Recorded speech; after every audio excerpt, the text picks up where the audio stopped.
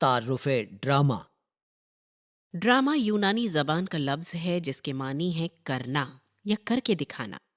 ادب میں یہ ایسی صنف ہے جس میں کرداروں، مکالموں اور مناظر کے ذریعے کسی کہانی کو پیش کیا جاتا ہے۔ قدیم ہندوستان میں سنسکرت کاویہ میں بھی اس کی روایت بہت مضبوط تھی اور اس کو ناٹیہ کہا جاتا تھا۔ ارسطو نے ڈراموں کو زندگی کی نقالی کہا ہے۔ داستان، ناول اور افسانے کے مقابلے میں ڈرامہ اس لحاظ سے حقیقت سے قریب تر ہوتا ہے کہ اس میں الفاظ کے ساتھ ساتھ کردار، ان کی بول چال اور زندگی کے مناظر بھی دیکھنے والوں کے سامنے آتے ہیں۔ کرداروں کی ذہنی اور جذباتی کشمکش کو مکالمے اور آواز کے اتار چڑھاؤ کے ذریعے پیش کیا جاتا ہے۔ ڈرامہ بنیادی طور پر سٹیج کی چیز ہے، لیکن ایسے بھی ڈرامے لکھے گئے ہیں اور لکھے جاتے ہیں جو صرف سنانے اور پڑھنے کے لیے ہوتے ہیں۔ ریڈیو کی وجہ سے ڈراموں کی مقبولیت میں اضافہ ہوا ہے اور ٹیلی ویژن پر جس طرح کے سیریل سب سے زیادہ پیش کیے جاتے ہیں ان کا تعلق کسی نہ کسی طرح ڈرامے کی ہی صنف سے ہوتا ہے۔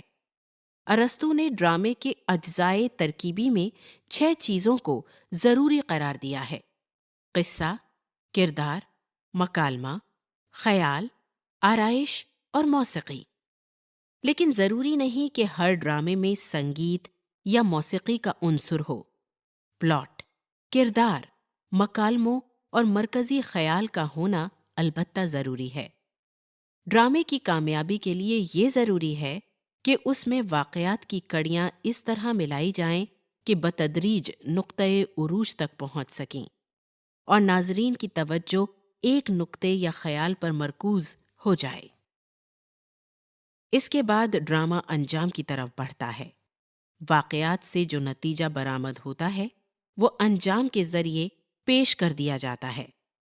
حق و باطل اور خیر و شر کی کشمکش، بنیادی انسانی اقدار اور سماجی، قومی اور سیاسی مسائل کو ڈراموں میں پیش کیا جاتا ہے۔ اردو میں ڈرامے کا آغاز واجد علی شاہ کے زمانے میں ہوا جب رادھا کنہیا کا قصہ سٹیج کیا جانے لگا۔ امانت کی اندر سبھا بھی اسی زمانے میں لکھی گئی جو بے حد مقبول ہوئی۔ اندر سبھا کے اثر سے بعد کے پارسی اردو تھیٹر میں بھی رقص و موسیقی کا خاصا زور رہا۔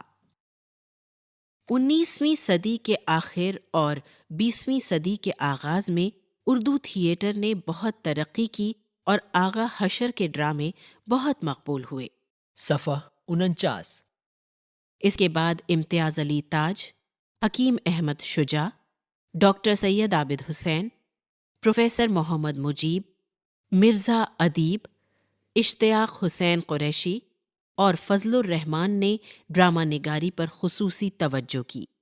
کرشن چندر، سعادت حسن منٹو، راجندر سنگھ بیدی اور ریوتی سرن شرما نے بھی ریڈیائی ڈرامے لکھے اور ڈرامہ نگاری کی روایت کو مزید استحکام بخشا۔ صفحہ 49۔ اس کے بعد امتیاز علی تاج، حکیم احمد شجاع، ڈاکٹر سید عابد حسین، پروفیسر محمد مجیب، مرزا ادیب، اشتیاق حسین قریشی اور فضل الرحمن نے ڈرامہ نگاری پر خصوصی توجہ کی۔ کرشن چندر، سعادت حسن منٹو، راجندر سنگھ بیدی اور ریوتی سرن شرما نے بھی ریڈیائی ڈرامے لکھے اور ڈرامہ نگاری کی روایت کو مزید استحکام بخشا۔